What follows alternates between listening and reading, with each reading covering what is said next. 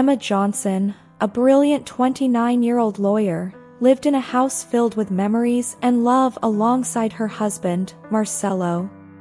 The house, an old and charming cottage in the suburbs of Boston, was more than just a place to live. It was the home that held the precious memories of her childhood. Every corner of the house, every photograph on the walls, was a silent testimony to the happy moments Emma had shared with her family before meeting Marcelo. Emma, with her warm smile and determined gaze, believed she had found happiness alongside Marcelo. They shared laughter at the dinner table, danced in the living room to the tunes of old songs, and planned a future full of dreams. Life seemed perfect, wrapped in a routine of affection and mutual understanding. However, behind this facade of happiness, small cracks began to appear. Marcelo, though affectionate and attentive at first, started showing signs of indifference. Emma, with her sensitive heart, felt each distancing as a small stab. She wondered what could be wrong, desperately trying to keep the flame of love alive. Then, one day, Emma's life began to crumble. $1 million offer for the property they lived in arrived unexpectedly. To Emma, the house was a sanctuary of memories. To Marcelo, it was just an opportunity to make money. When she expressed her desire to keep the house, Marcelo reacted coldly. His eyes, which once sparkled with love, were now dark and calculating. "Emma, we need to think about the future. This offer could change our lives," Marcelo said, his voice firm and devoid of any trace of affection. Emma felt a sharp pain in her heart. "Marcelo, this house, it means everything to me. We can't just sell it," she pleaded, her words laden with emotion. Marcelo only sighed, annoyed. "You're being too sentimental. We need to be practical." These words echoed in Emma's mind like a brutal blow. The house she loved so much, which represented her childhood and her roots, was being treated as a worthless commodity. And worse, the man she loved and trusted was willing to sacrifice everything for money. The nights that followed were filled with silent tears. Emma lay beside Marcelo, feeling the distance between them grow with each passing day. She felt lost, isolated in her own pain. The house, which was once a refuge of happiness, now seemed like a constant reminder of her suffering and Marcelo's indifference. Every morning, Emma struggled to put a smile on her face, hiding the deep pain she felt. She still loved Marcelo, but love was turning into a source of anguish.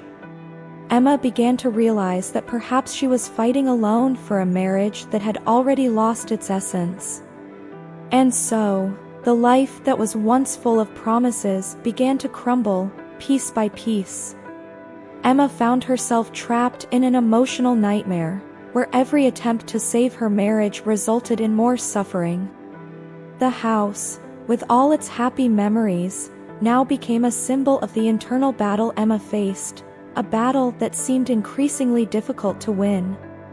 The weeks following the $1 million offer were a whirlwind of tension and misunderstandings. Marcelo, growing increasingly impatient, daily pressured Emma to accept the proposal. He saw money as a solution to all problems, while Emma saw selling the house as a betrayal of everything she held sacred. One night, the discussion reached a painful climax. Marcelo, with a glint of greed in his eyes, confronted Emma in the living room, the place where so many happy memories had been created. "Emma, you need to be rational. This offer is a blessing. With the money, we can start a new life, more comfortable and secure," he said, his voice overflowing with frustration. Emma, sitting on the couch with teary eyes, responded with a trembling voice, "Marcelo, this house is more than bricks and cement to me. It's where I grew up, where my mother taught me to cook, where my father told me bedtime stories. Selling this house is like erasing a part of me." Marcelo huffed, crossing his arms. "Those are just memories, Emma. We need to look to the future. You're being childish." The accusation was like a punch to the stomach. Emma felt tears freely streaming down her face. "You don't understand, Marcelo. It feels like you never did." The pain in Emma's heart was unbearable. She felt helpless, as if the person she trusted was turning their back on everything that mattered. Marcelo's coldness and insensitivity were like sharp knives, cutting through her hopes and dreams. As the days passed, the situation only worsened. Marcelo and Clara began to act more calculated and coldly. They seemed to conspire against Emma, insisting on their plans, completely ignoring her feelings. Clara, with her always passive-aggressive tone, would say things like, "Emma, you really should consider what's best for everyone, not just for you." This constant manipulation was an unbearable burden. Emma felt increasingly isolated, trapped in a house that, ironically, was beginning to become a symbol of her suffering. The happy memories now seemed bleak, overshadowed by the shadow of greed and despair. One night, exhausted and heartbroken, Emma sought refuge in the garden, where the silence of the night was interrupted only by the rustling of leaves. Sitting under an old tree, she looked up at the starry sky, feeling overwhelming loneliness.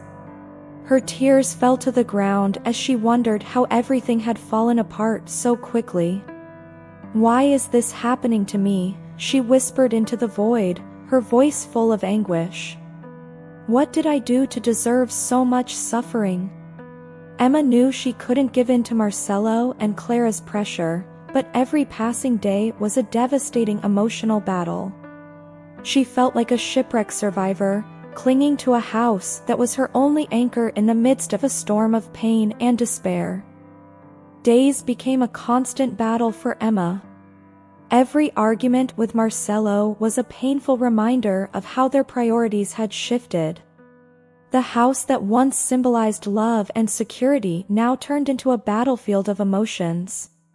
One morning, as Emma prepared breakfast, Marcelo entered the kitchen with an impassive expression. "Emma, I've made a decision. We're selling the house. It's the best for all of us." Emma felt like the ground was opening up beneath her feet. You can't decide this alone, Marcelo. This house is ours, and I don't agree." Marcelo crossed his arms, his eyes cold and calculating. "You're being irrational. I've already scheduled a meeting with the buyers for tomorrow." The betrayal in Marcelo's voice cut Emma deeply. She felt powerless, her will and feelings disregarded in such a cruel manner. Her heart shattered even more when she realized Marcelo was acting alone, without any consideration for how she felt. Later that day, Clara showed up at the house, her gaze judgmental. "Emma, dear, you really should let Marcelo handle things. He only wants the best for you both." Emma swallowed hard, feeling a lump in her throat. "Clara, this house means everything to me. You don't understand how much it means." Clara shrugged, indifferent. "Memories don't pay the bills, Emma." Those words were like knives stabbed into Emma's heart. She felt a pain so deep and intense that she could barely breathe. Tears welled up uncontrollably, streaming down her face as she ran to the bedroom, seeking some refuge in solitude. In the room, surrounded by photos of her childhood and happy moments with Marcelo, Emma collapsed into sobs. She hugged a pillow, trying to muffle the screams of pain welling up from her chest. Each tear was a mixture of anger, sadness, and despair, feelings that accumulated and threatened to consume her completely. The loneliness and sense of betrayal were overwhelming. Emma felt trapped in a nightmare from which she couldn't wake up. Marcello, the man she loved, seemed like a stranger, an adversary willing to destroy everything she valued. That night, Emma could hardly sleep.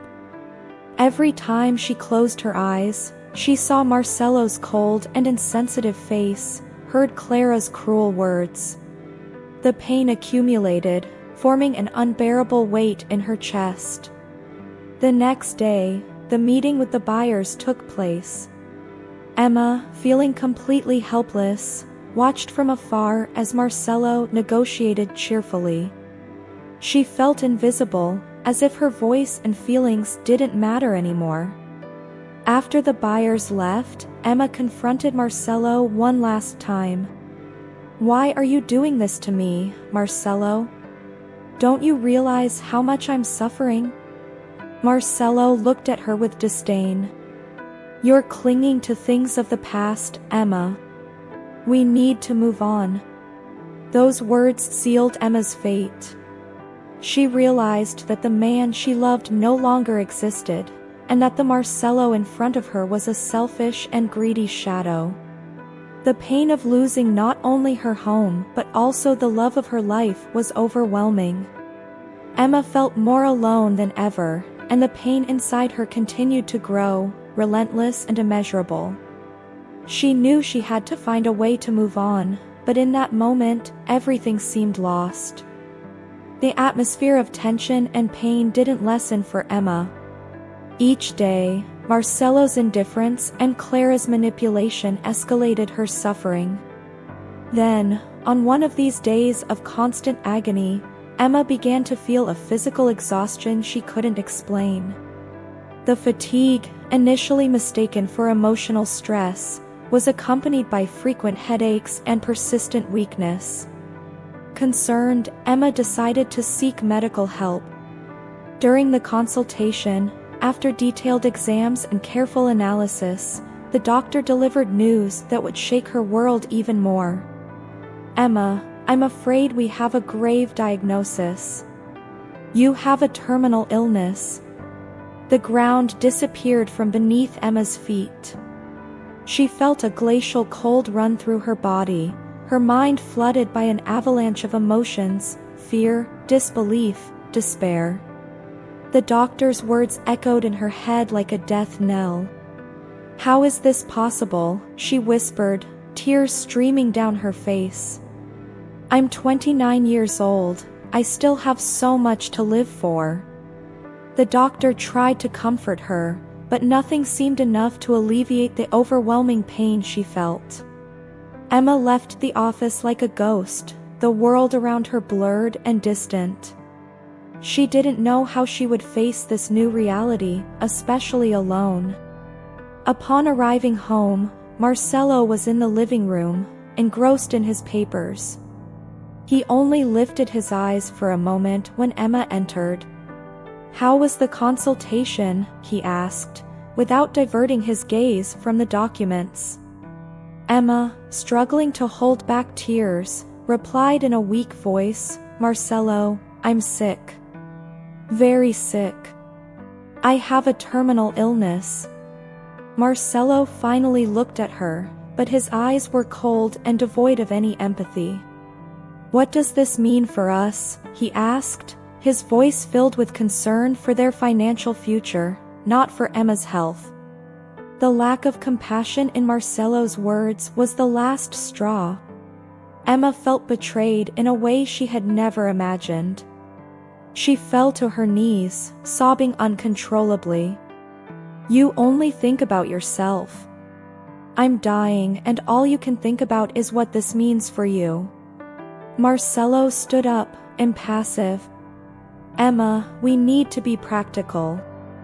I'm sorry for what's happening, but we need to think about how to deal with this." Emma couldn't believe what she was hearing. The pain of her illness was almost unbearable, but the emotional pain of being treated so coldly by the man she loved was even worse. She stood up, trembling, and ran out of the house, tears streaming down her face. She ran to the park where she used to walk on happy days. She sat on a bench, her heart heavy with the overwhelming reality. She felt abandoned, not only by her husband but also by the life that seemed to be slipping through her fingers. The following weeks were a constant torment. Marcelo and Clara distanced themselves even further, treating her like a burden. Doctor visits became routine, and each one brought more bad news. Emma felt increasingly fragile, her body and mind overwhelmed by pain.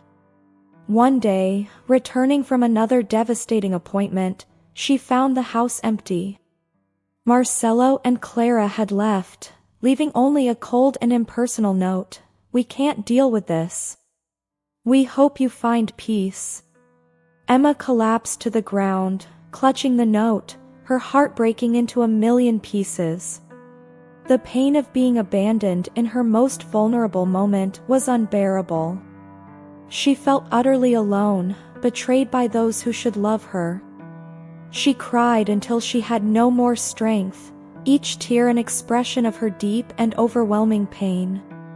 Emma was now alone, with a disease slowly consuming her and a heart shattered by abandonment. Emma remained on the floor of the living room for hours, clutching the note left by Marcelo and Clara. The sensation of emptiness was overwhelming.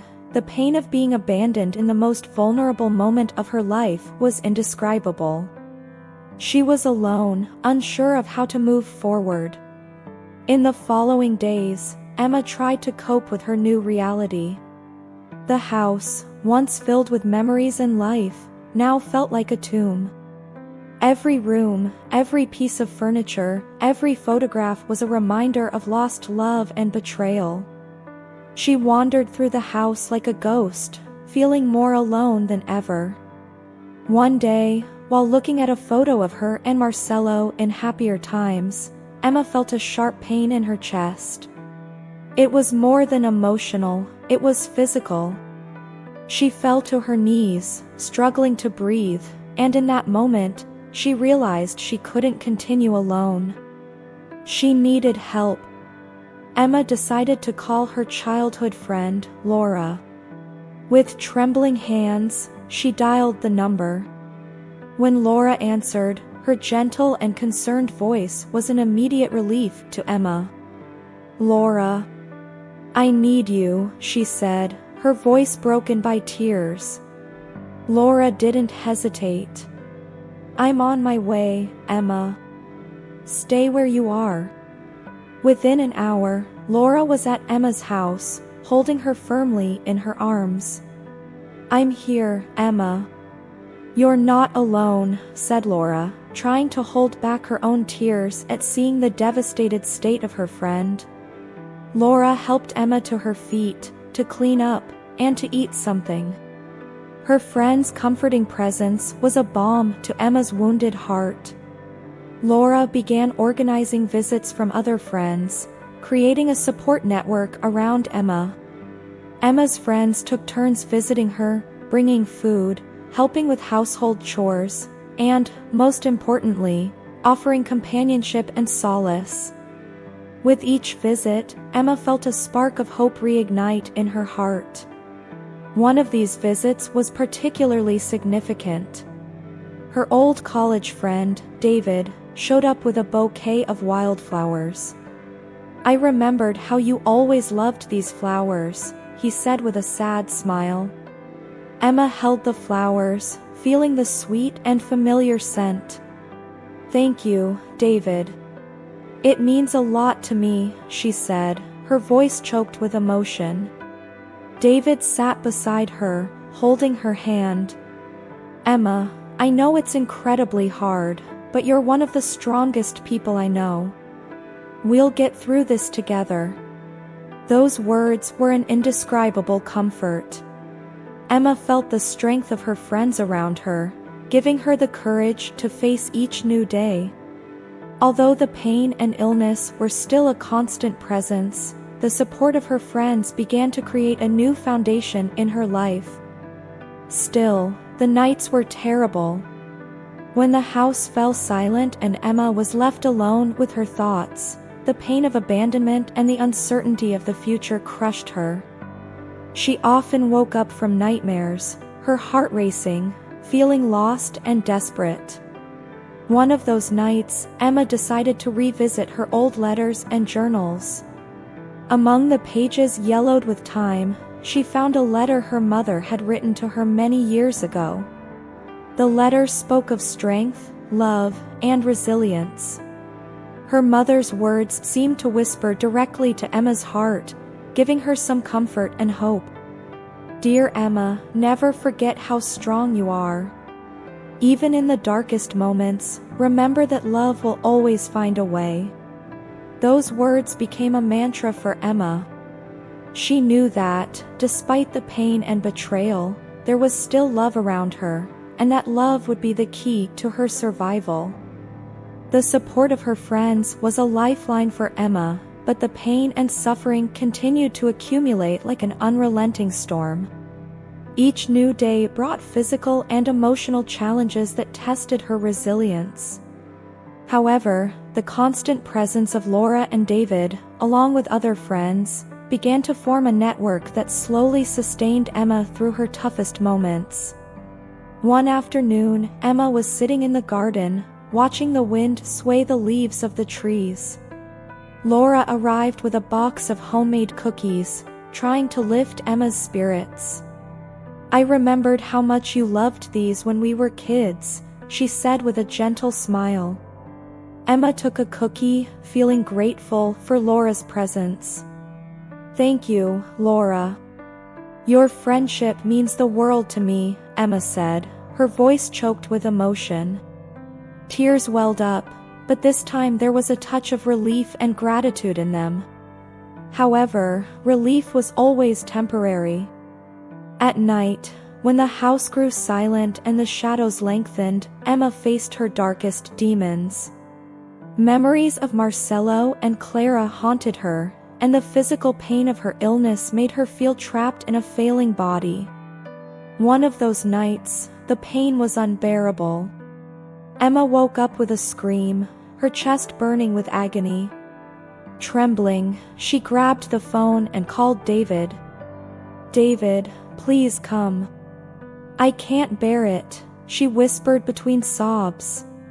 David arrived quickly, finding Emma curled up in bed, cold sweat drenching her and tears streaming down her face. He held her firmly, murmuring words of comfort as she cried into his shoulder. "I'm here, Emma. You're not alone. We'll get through this together," he repeated, trying to convey all the strength he had.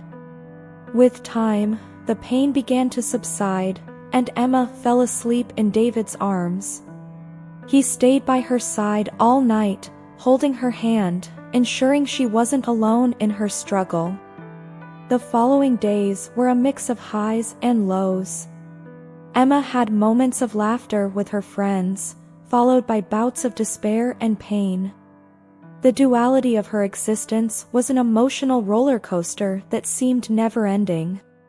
One day, Emma was sitting on the porch with Laura, sharing a cup of tea. "I remember when we used to dream of traveling the world," Emma said with a sad smile. "Now, I can barely get out of bed." Laura squeezed her hand, her eyes filled with determination. "Emma, we can still dream. And we'll do everything we can to make your life meaningful, even if we can't travel." Those words, though comforting, were also a painful reminder of the limitations Emma faced. The life she had imagined was slipping away rapidly, and accepting that reality was a constant battle.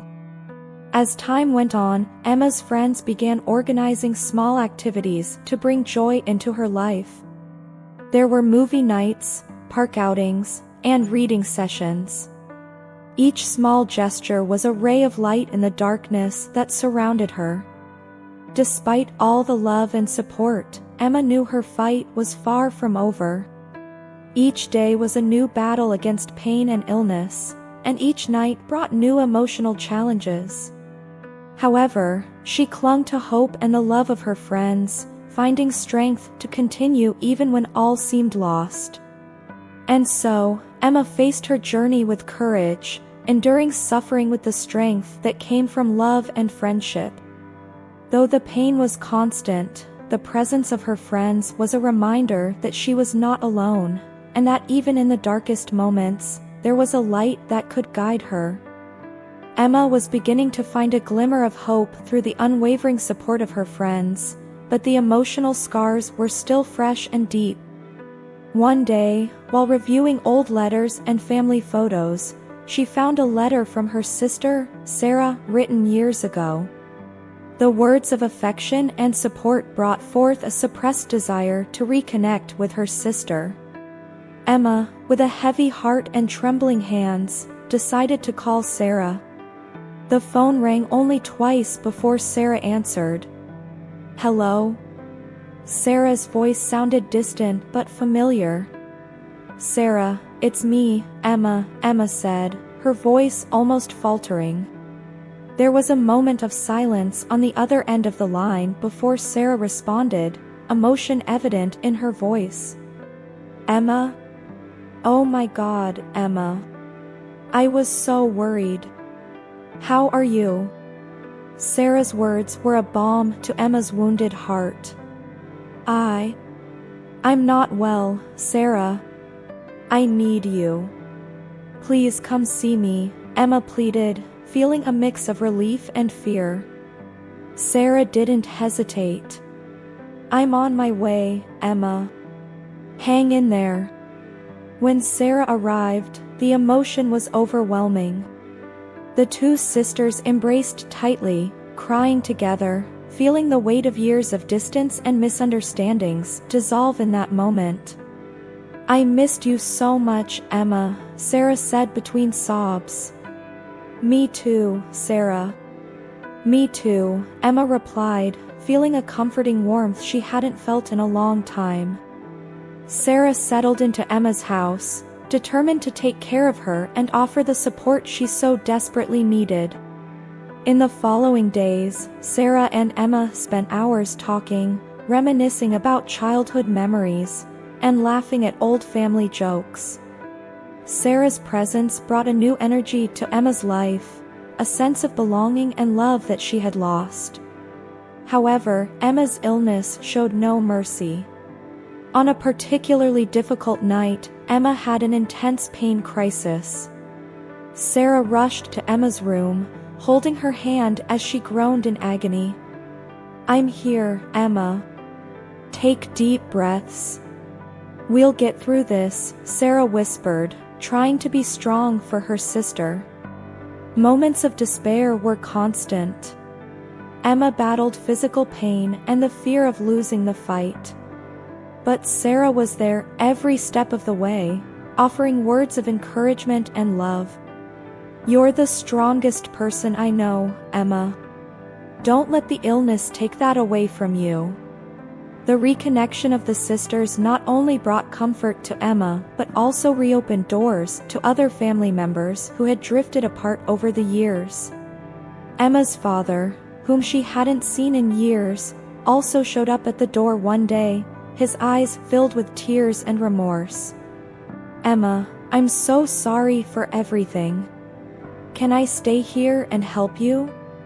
Emma, her heart softened by Sarah's presence, nodded. "Of course, Dad. I need all of you now." With the family gathered around her, Emma began to feel a renewed strength. Each day was still a struggle, but she was no longer alone. The presence of her loved ones, sharing her pain and offering unconditional love, gave her a new reason to keep fighting. Yet, the battle against the illness was relentless. Nights of pain, constant visits to the hospital, and the increasing frailty of her body were a constant reminder of the severity of her situation. But Emma's family and friends were determined not to let her give up. Together, they created a support network so strong that, despite the ongoing suffering, Emma began to find moments of peace and joy. Small gestures, like a homemade meal cooked by Sarah or a surprise visit from a longtime friend, brought light to the darkest days. The pain was still there, accumulating every day, but Emma was no longer facing it alone. The love and dedication of her family and friends were the anchor that kept her steady amidst the storm. With her family by her side, Emma began to find small joys and moments of relief amidst the storm of her illness. However, suffering was still a constant presence, accumulating insidiously. It was during these days of relentless struggle that Emma met John, the gardener. John was a simple and kind man, who had been hired to take care of the house's garden. Emma watched him from the window, his silent and careful presence bringing a sense of peace. One day, determined to leave her confinement and breathe some fresh air, Emma walked to the garden, where John was pruning a rose bush. "Hello," said Emma, her voice soft and weary. John looked up, a warm smile lighting up his face. "Hello, Emma. How are you feeling today?" Emma sighed, feeling a weight in her chest. "Some days are better than others. Today is one of those difficult days." John set aside the shears and approached Emma, his eyes full of empathy. "If you need someone to talk to, I'll be around. Sometimes, a little fresh air and a friend to listen can work wonders." These simple words touched Emma deeply.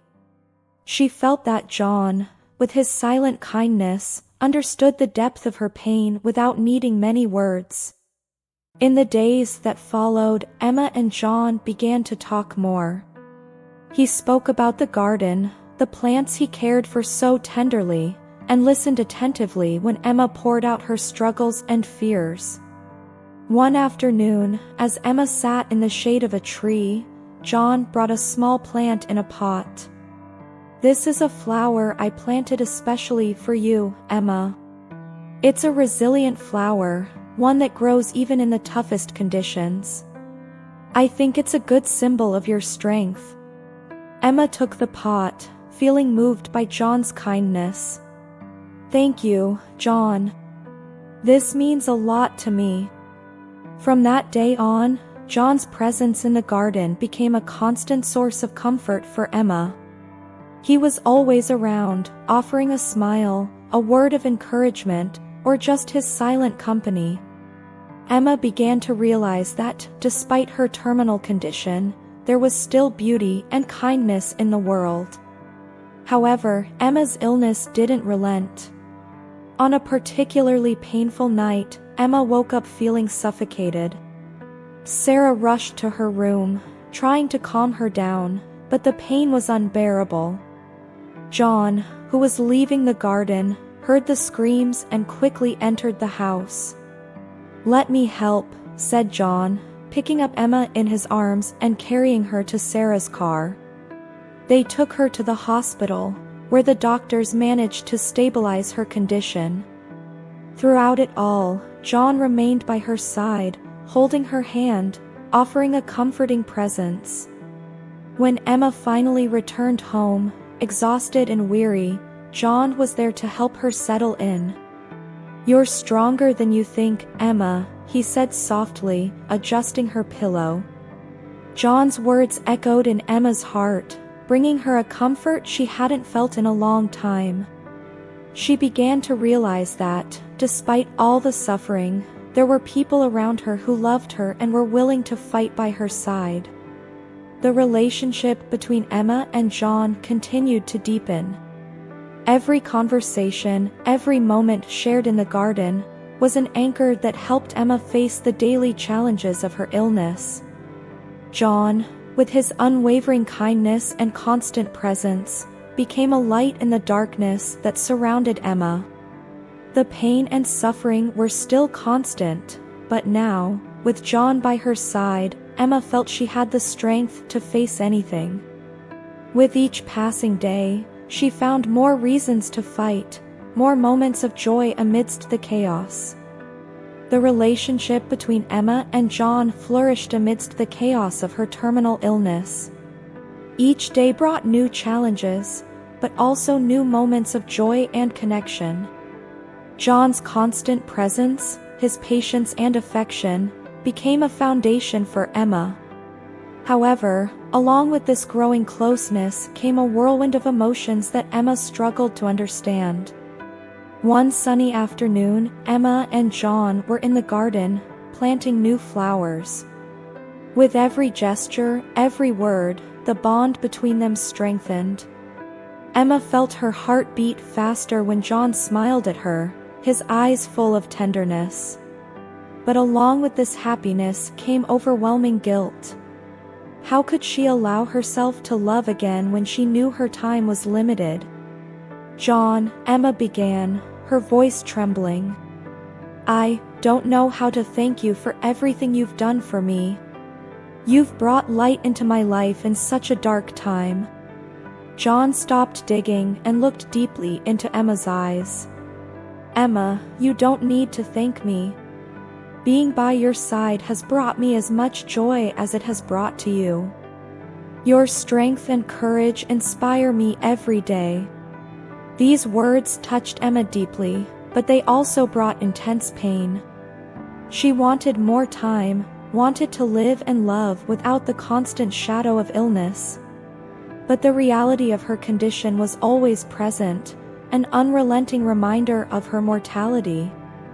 Weeks passed, and Emma's health continued to deteriorate.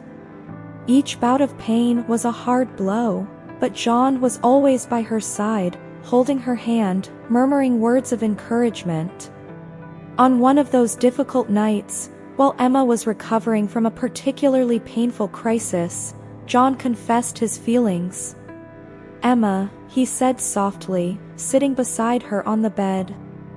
"I know this may not be the most appropriate time, but I need you to know. I've fallen in love with you. Every day I spend by your side, I see how incredible you are. I don't know what the future holds for us, but I want to be by your side every step of the way." John's words brought a mix of joy and sadness to Emma. She felt the same, but the fear of hurting John when she was no longer here was almost unbearable. "John, I feel the same way. But I'm afraid. Afraid of hurting you when I won't be here anymore." John held Emma's face, his eyes shining with restrained tears. "Emma, every moment with you is worth it. No matter what happens, I want to be by your side, loving and supporting you. You don't have to carry this burden alone." John's love was a balm for Emma's wounded heart. She allowed herself to cry, not just out of sadness, but out of relief and gratitude. For the first time in a long time, she felt that she could be loved and that this love was a reason to keep fighting. However, the brutal reality of her condition was always lurking. Hospital visits became more frequent, each one draining more of her strength. Emma felt her body weakening, but John's love and her family's constant support gave her the courage to face each new day. One day, as they sat in the garden, John held Emma's hand and said, "I have a surprise for you." He led her to a small space in the garden where he had planted a variety of colorful flowers. In the middle, there was a plaque that read, "Emma's Garden of Hope." Emma felt tears fill her eyes. "John, it's beautiful. Thank you." John smiled, squeezing her hand. "I want you to know that, no matter what happens, your spirit and strength will continue to bloom here. This garden is a symbol of everything you represent: resilience, beauty, and hope." These words were etched in Emma's heart. Although pain and suffering were still constant, John's love and dedication were a beacon of hope in the darkness. Emma began to accept that, even in the midst of suffering, she could find moments of joy and love. And so, despite all odds, Emma and John continued to cultivate their love, facing each new challenge together, each moment of pain, with a renewed strength from the bond they shared. Emma's life, though marked by pain and the struggle against illness, had found a new spark of hope and love with John. However, the calm she had built was about to be shaken by an unexpected turn of events. One afternoon, while Emma was resting in the garden, Marcello appeared unexpectedly. He looked different, with an expression of regret and desperation. Emma felt a knot in her stomach at the sight of him. Painful memories resurfaced, and she braced herself for a confrontation she knew was inevitable. "Emma, we need to talk," Marcello said, his voice wavering. He seemed genuinely remorseful, but Emma couldn't forget the pain he had caused. Emma took a deep breath, trying to keep her composure. "What do you want, Marcello?" Marcello looked at her with eyes full of sadness. "I made a big mistake. I was blinded by money and fear. Please, give me a chance to make things right. I want to be by your side, take care of you." Emma felt a mix of anger and disbelief. "After everything you've done? You left me alone, at my most vulnerable moment. And now you expect me to just forget everything and take you back?" Marcello took a step forward, but Emma stepped back. "Please, Emma. I know I messed up, but I can change. Let me prove it." At that moment, John appeared, sensing the tension between Emma and Marcello. He walked over to them, positioning himself beside Emma. "Marcello, I think it's best if you leave. Emma doesn't need any more stress in her life right now." Marcello looked at John with disdain. "And who are you to say that? You know nothing about what Emma and I went through." John remained calm, but his voice was firm. "I know enough. I know you left her when she needed you the most. Now, she has people who truly care about her." Emma felt torn between the pain of the past and the present reality. "Marcello, maybe you do want to change, but I can't trust you anymore. John and my family have been by my side, truly supporting me. That's what matters now." Marcello, with tears in his eyes, finally understood. "I just wanted a chance to make things right," he murmured before turning and walking away. After Marcello left, Emma collapsed into John's arms, crying. "I never thought I'd see him again," she whispered, pain and relief mingling in her tears. John hugged her tightly. "You're incredibly strong, Emma. No matter what happens, I'm here for you." In the days that followed, Emma tried to process the reunion with Marcello. The conflicting emotions left her exhausted, but she knew she had made the right decision. John and her family continued to be her safe haven, helping her face each new challenge. Health crises became more frequent and severe, testing Emma's limits. On a night of intense pain, she felt as if her body was giving up. The screams of pain echoed through the house, and John rushed to help her, his eyes filled with concern and fear. "Emma, let's go to the hospital. You need medical care now," John said, trying to stay calm. Emma, gasping for breath, held his hand tightly. "Please, stay with me. Don't leave me." "I'll never leave you, Emma." "I'm here," he replied, his voice broken with emotion. At the hospital, Emma was immediately attended to. The pain was unbearable, and she felt as if she was on the brink of collapse. But amidst all the suffering, she found strength in the love surrounding her. Her family and friends were there, holding her hands, offering words of encouragement and love. Despite all the pain, Emma knew she wasn't alone. John's love and her family's support were a source of strength that helped her face each new crisis. And even though the future was uncertain, she felt a renewed determination to fight, to live each moment with intensity and gratitude. The days in the hospital were long and painful. Emma struggled to maintain hope, but each health crisis seemed to drain a bit more of her energy and determination. John was always by her side, holding her hand, offering an encouraging smile, even when the situation seemed hopeless. One night, while Emma slept, John stepped out of the room to get some coffee. He found Sarah in the hallway, her eyes red from crying. "How is she?" Sarah asked, her voice trembling. John sighed, running a hand through his hair. "It's been tough. Every day seems worse, but she's fighting. Emma is the strongest person I know." Sarah nodded, wiping away her tears. "She's always been like that. Strong, brave, but this illness is destroying her, and it breaks my heart." John embraced Sarah, sharing the silent pain. "We'll keep fighting for her, Sarah. We can't give up."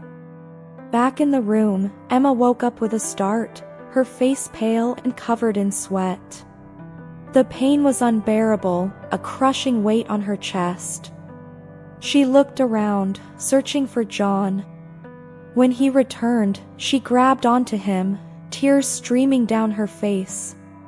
"John, I'm so scared," she whispered, her voice broken with pain. John held Emma's face, looking deeply into her eyes. "I know, Emma. I'm here with you. We'll get through this together." In the midst of that endless night, Emma had a vision.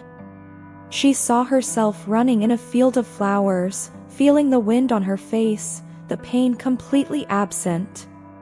For a moment, she felt a peace she had long forgotten. But upon opening her eyes, reality returned with all its brutality.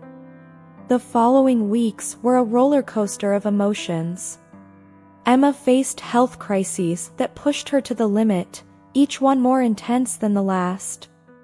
In one of these crises, she lost consciousness, leaving John and her family desperate. Doctors rushed to stabilize her, but the prognosis was grim.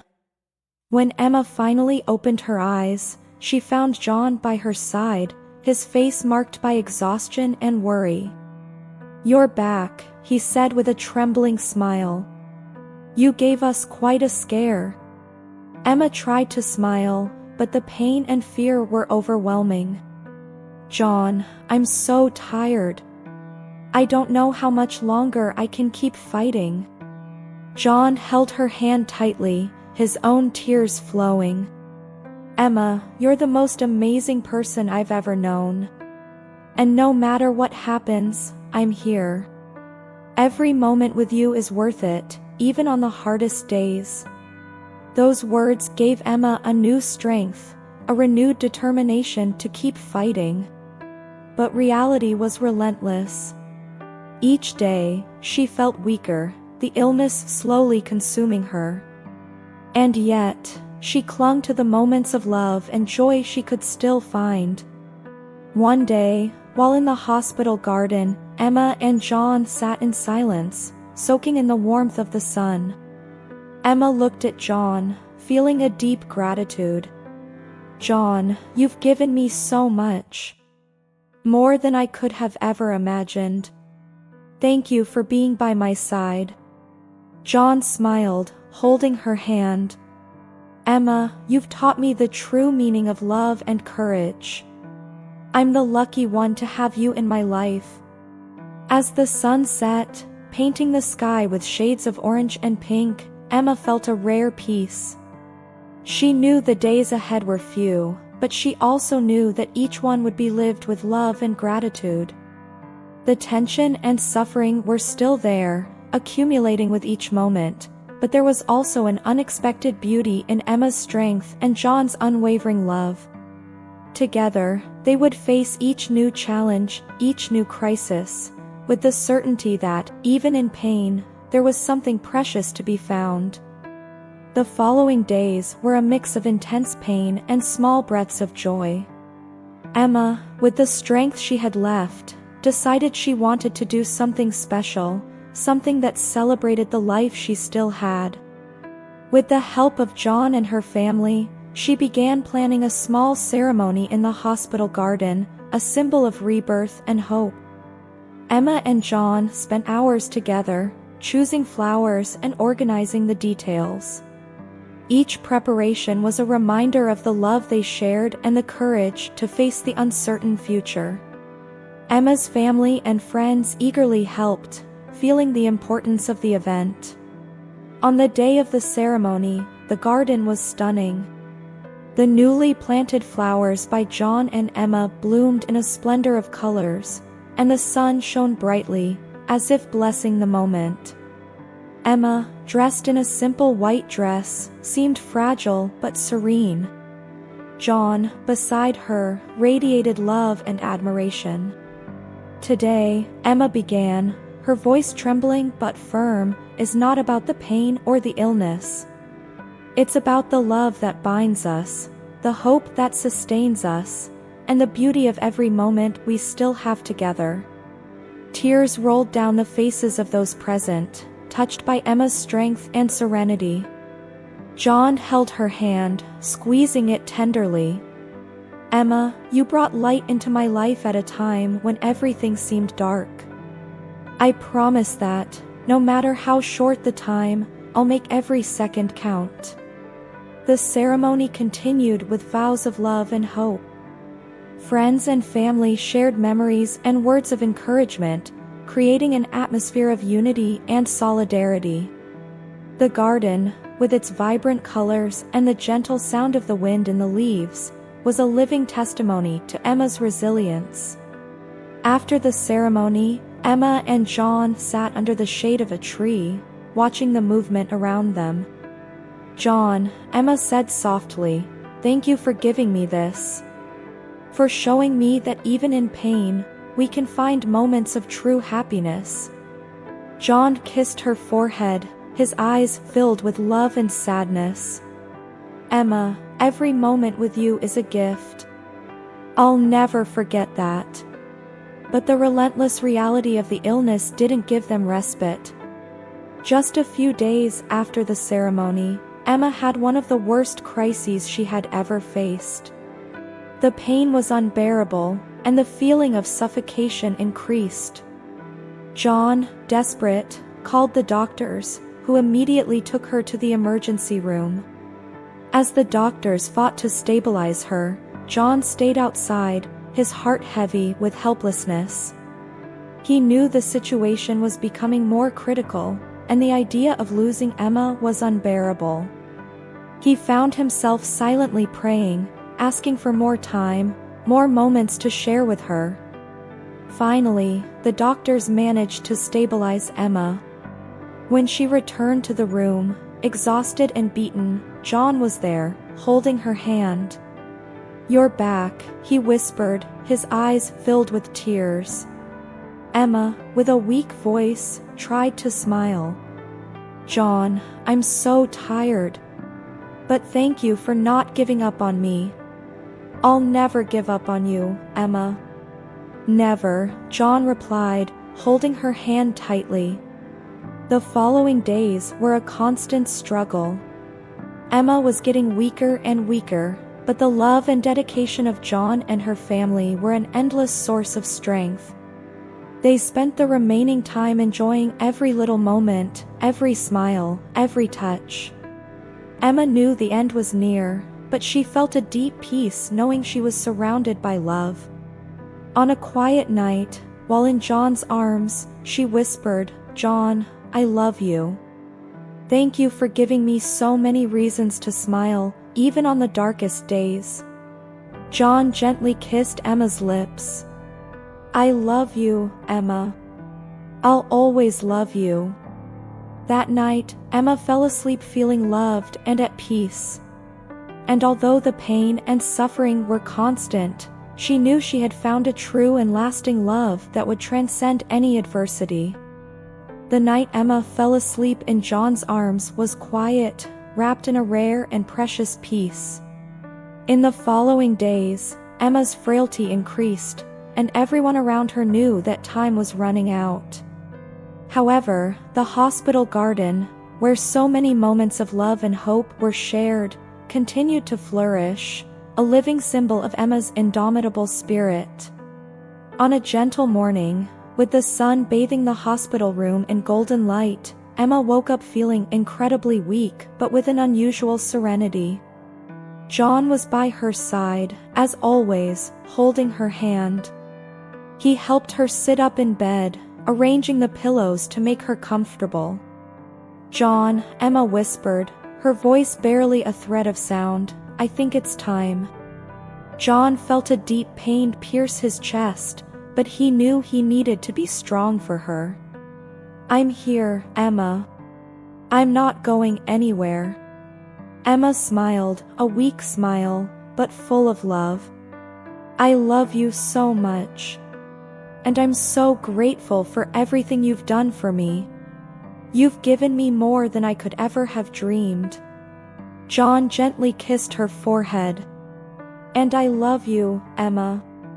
Every moment with you has been a gift. You've taught me the true meaning of love and courage." Sarah, David, Laura, and the rest of Emma's family and friends were gathered in the room, creating a circle of love and support around her. Each of them had the chance to hold her hand, to say goodbye, to express their love and gratitude. "Emma, you're the bravest person we know," Sarah said, tears streaming freely. "You've shown us what it means to live with courage and grace. We'll miss you every day, but your spirit will live on in our hearts." Emma smiled at her sister, feeling the love surrounding her. "I love you all too. Thank you for being with me, for giving me so much love and strength." That afternoon, as the sunlight filtered gently through the curtains, Emma took her last breath, surrounded by those who loved her. Her face was calm, her eyes closed in peace. John held her hand until the end, feeling a mix of devastating pain and profound gratitude for having had the chance to love someone so extraordinary. The days that followed Emma's departure were filled with mourning and memories. John, Sarah, and everyone who loved her found solace in the shared memories, in the moments of joy that Emma brought to their lives. The garden, which Emma and John cared for together, became a gathering place, where friends and family came to remember and celebrate Emma's life. John, although devastated by the loss, found strength in the lessons Emma taught him. He continued to care for the garden, each flower, each plant, a living testimony to Emma's love and resilience. He began to write a journal, recording his memories and reflections on the time they spent together, finding solace in the words and the process of remembering. A year later, on a sunny spring day, John organized a small ceremony in the garden. Emma's friends and family gathered to plant a tree in her memory. As the young tree was placed in the ground, John made a speech, his voice full of emotion. "Emma taught me that even in the darkest moments, we can find light and hope. This tree symbolizes her love and strength, which will continue to grow and flourish in our hearts. Emma showed us the true meaning of courage and love, and for that, we are eternally grateful." As the tree was planted, everyone felt Emma's presence there, in every leaf, in every flower of the garden. Her legacy would continue to inspire those who loved her, reminding them to live each moment with gratitude and love. John looked up at the sky, tears streaming down his face, but with a smile of gratitude. "Thank you, Emma, for showing me what true love is. You'll always be in my heart."